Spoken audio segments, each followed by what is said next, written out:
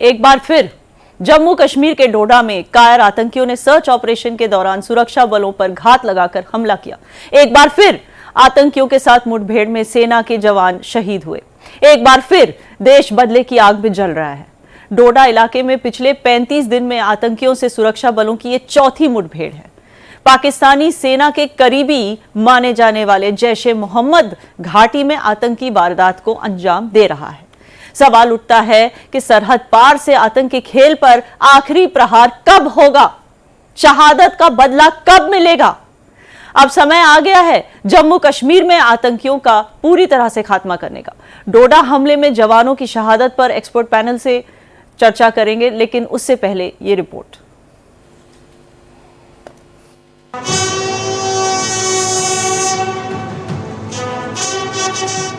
जम्मू कश्मीर के डोडा में आतंकियों से मुठभेड़ में कैप्टन और 4 जवान की शहादत पर पूरे देश में गम और गुस्सा है। देश के लिए सर्वोच्च बलिदान देने वाले जवानों को एलजी मनोज सिन्हा ने श्रद्धांजलि दी।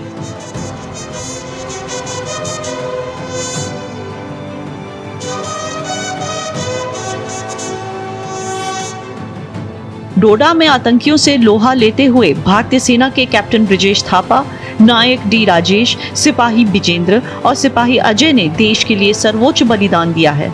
शहीदों में कैप्टन ब्रिजेश थापा पश्चिम बंगाल के रहने वाले थे। कैप्टन ब्रिजेश थापा की शहादत पर उनकी मां ने जो हिम्मत दिखाई वो अद्भुत है।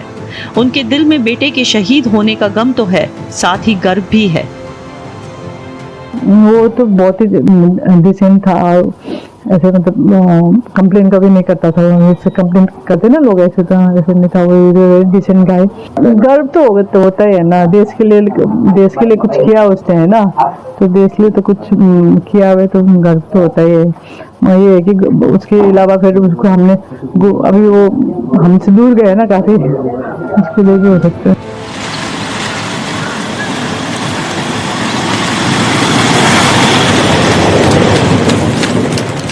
अब बारी आतंक के खिलाफ जोरदार प्रहार की है। पूरा देश शहादत का बदला मांग रहा है। डोडा इलाके में पिछले 35 दिन में आतंकियों से सुरक्षा बलों की ये चौथी मुठभेड़ है।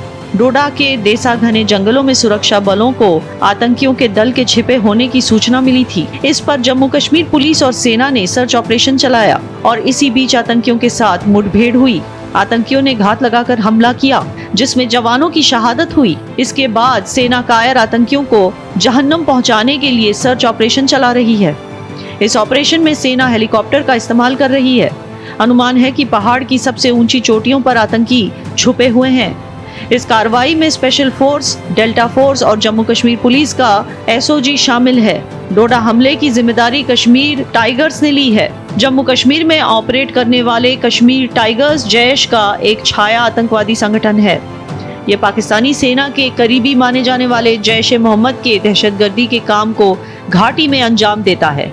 लेकिन अब सरहद पार से खेला जा रहा आतंक के खेल पर फाइनल प्रहार होगा।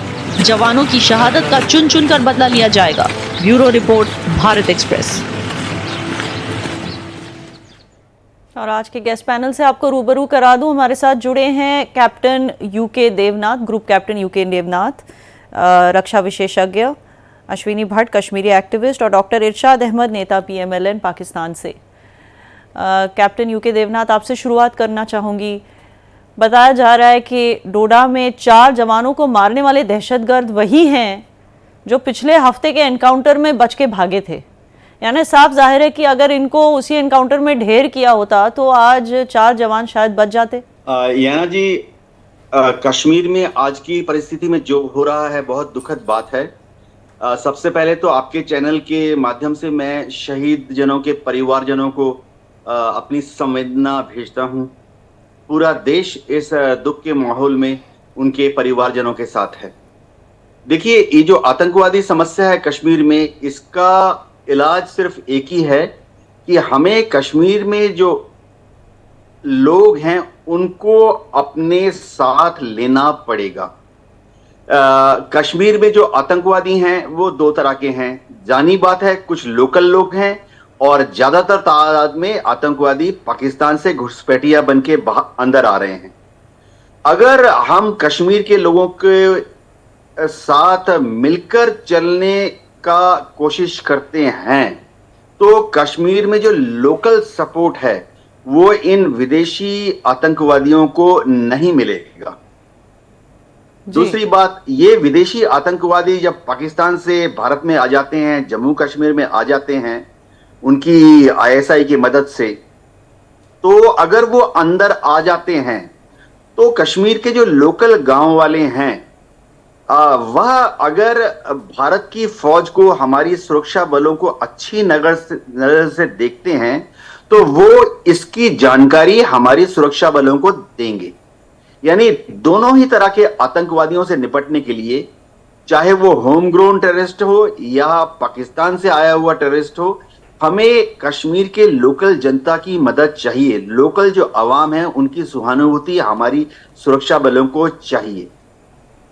जी डॉक्टर इरशाद, मैं आपके पास वापस आऊंगी ग्रुप कैप्टन यूके देवनाथ जी, लेकिन मैं आपको पहले क्लियर कर दूं कि जो ये हमले हो रहे हैं ये कश्मीर में नहीं, ये जम्मू के इलाकों में हो रहे हैं, खास करके डोडा में। और जम्मू वो इलाका है जो कश्मीर के मुकाबले हमेशा पुरअमन रहा है। तो अब जो टारगेट कर रहे हैं आतंकवादी वो कश्मीर को नहीं, वो जम्मू को कर रहे हैं। डॉक्टर इरशाद, आपके पास आऊंगी। जो दहशतगर्द पकड़े गए हैं या मारे गए हैं उनके पास हथियार के साथ साथ Pakistani ID cards, Pakistani food packets भी बरामद हुए हैं। अब भी इनकार करेंगे क्या कि जो मेरे भारत में ये दहशतगर्दी का कैंसर आप ही के सरजमीन से आता है? बहुत शुक्रिया जी। मैं ये कहूंगा कि जो मेरे पाकिस्तान में, मेरे प्यारे पाकिस्तान में पिछले 4 रोज में कम से कम 20 मेरे फौजी जवान शहीद हुए।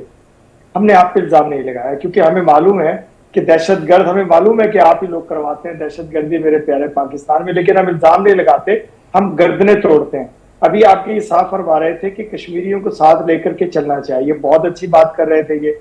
अगर ये कश्मीरियों को साथ लेकर के आप लोग चलेंगे, अगर कश्मीरियों पर जुल्म बंद करेंगे तो वो क्यों आपसे बदला लेंगे? मैंने तो पिछले प्रोग्राम में भी आपको ये कहा था कि बदला नहीं, बदलाव की बात कीजिए, आप खित्ते में अमन की बात कीजिए। मैं तो हमेशा चीज का जवाब मैं दूंगी आपके चैनल पे ये कहता हूं कि आप बदला नहीं, बदलाव की बात कीजिए कश्मीरियों के साथ।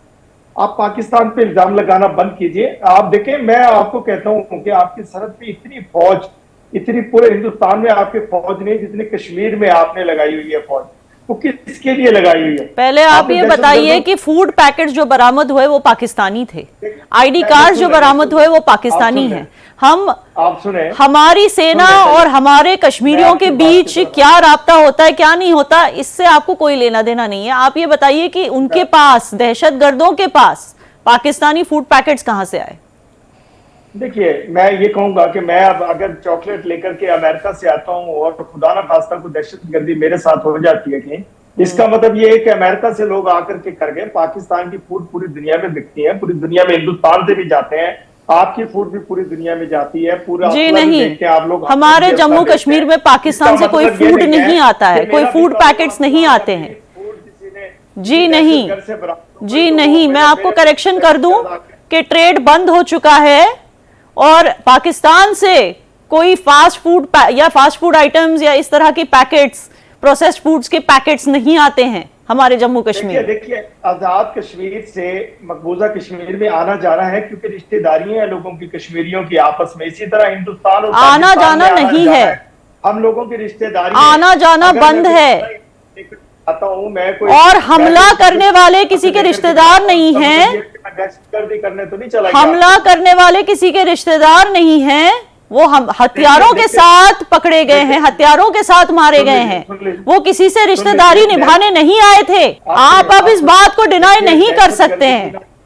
मैं बात पूरी सुनते नहीं है आप लोगों की प्रॉब्लम यह है। मैं ये कह रहा हूँ कि दहशतगर्द का कोई ना धर्म होता है, ना ईमान होता है, ना दहशतगर्द, लेकिन नेशनैलिटी होती है, और वो नेशनैलिटी है पाकिस्तानी। क्योंकि जो इंसानियत का दुश्मन, नेशनैलिटी होती है हर दहशतगर्द की, और वो नेशनैलिटी 99% ऑफ द टाइम वो नेशनैलिटी पाकिस्तानी ही होती है। अश्विनी भट्ट जी, अश्विनी भट्ट हमारे साथ जुड़ गए हैं।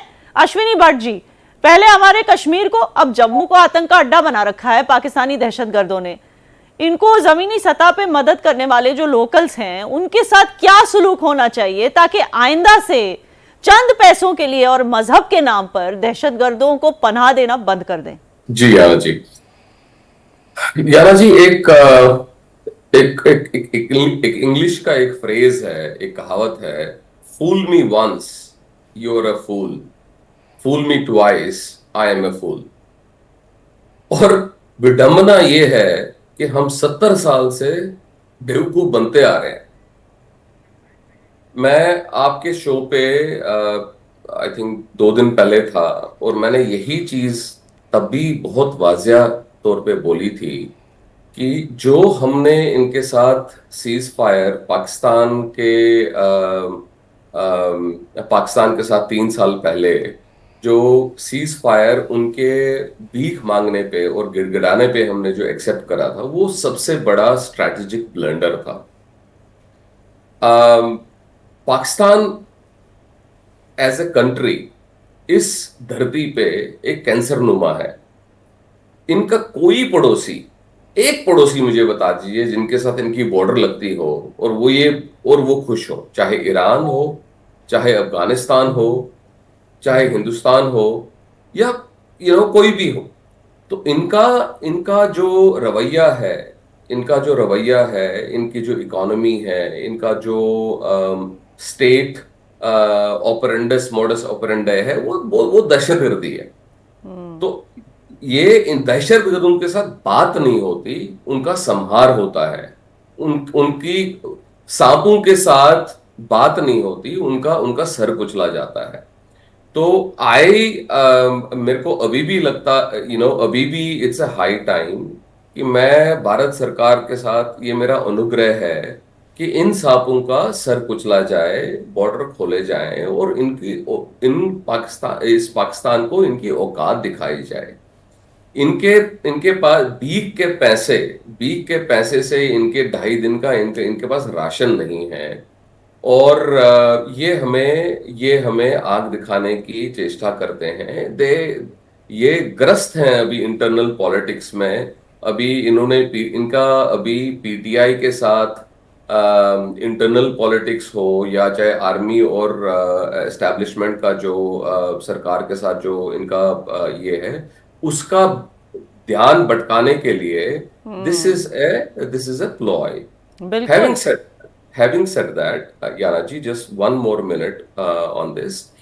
इनका अभी पाकिस्तान एज अ कंट्री, इनका हम बहुत उधार, एज ए नेशन हम बहुत उधार रहे हैं इनके साथ। हमने बहुत सॉफ्ट हैंड इनके साथ ऑपरेट किया है, but no more, it's no मोर।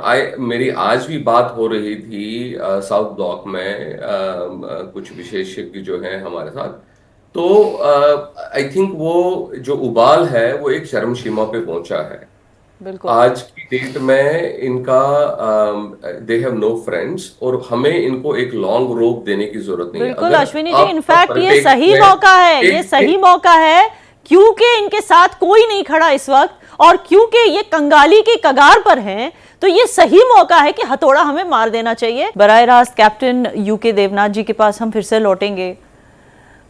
ये तो सबको पता है कि कुछ बेदर्द शहरी और पाकिस्तानी लॉन्च पैड से निकलने वाले आतंकी इन हमलों के पीछे हैं, मगर सिर्फ इल्ज़ाम उमड़ देने से यूके देवनाथ जी, इससे हमारे जवानों की जान तो नहीं बचेगी।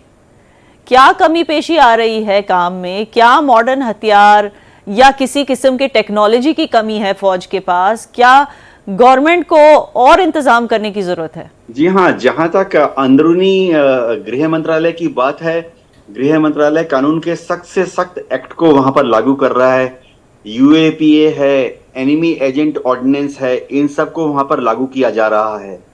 एनिमी एजेंट ऑर्डिनेंस के तहत अगर कोई ओवरग्राउंड अंडरग्राउंड वर्कर पकड़ा जाता है तो उसे डेफिनेटली 10 साल लाइफ इम्प्रिजनमेंट या मौत की सजा भी दी जा सकती है। जहां तक फौज की बात है, फौज अपने को टेक्नोलॉजिकली अपग्रेड करने की कोशिश कर रहे हैं।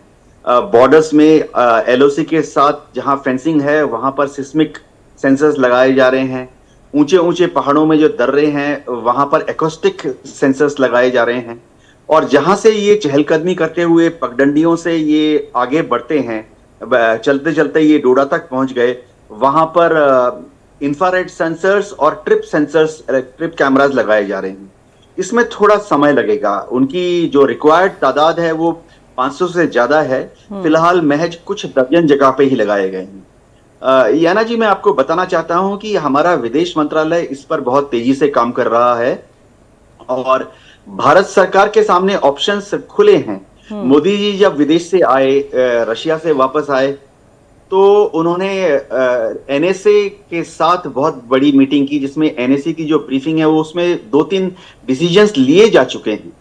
एक तो ये है, डिसीजन लिया गया है कि हमारी जो इंटेलिजेंस एजेंसी है, खासतौर से विदेश में जो इंटेलिजेंस एजेंसीज हैं, उनको बोला गया है कि वो पाकिस्तान में जो दहशतगर्दों के आका हैं उनके ऊपर थोड़ी ज्यादा इलेक्ट्रॉनिक सर्विलेंस रखें।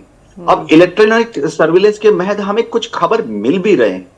जो दहशतगर्द भारत में घुस आए हैं, इनके पास जो मोबाइल सेट या टेलीफोन सेट, सैटेलाइट सेट मिले हैं, उनकी सर्किट्स को, उनके चिप्स को खंगाला जा रहा है, ये पता करने के लिए कि वो किस नंबर से उनके पास आदेश आते थे। एनटीआरओ के पास बहुत सारे ऐसे सबूत हैं जिससे हम प्रूव कर सकते हैं कि ये सारे जो इलेक्ट्रॉनिक इक्विपमेंट इन दहशतगर्दों के पास आए हैं, ये पाकिस्तान के सिविल मार्केट से खरीदे गए हैं, मेड इन चाइना।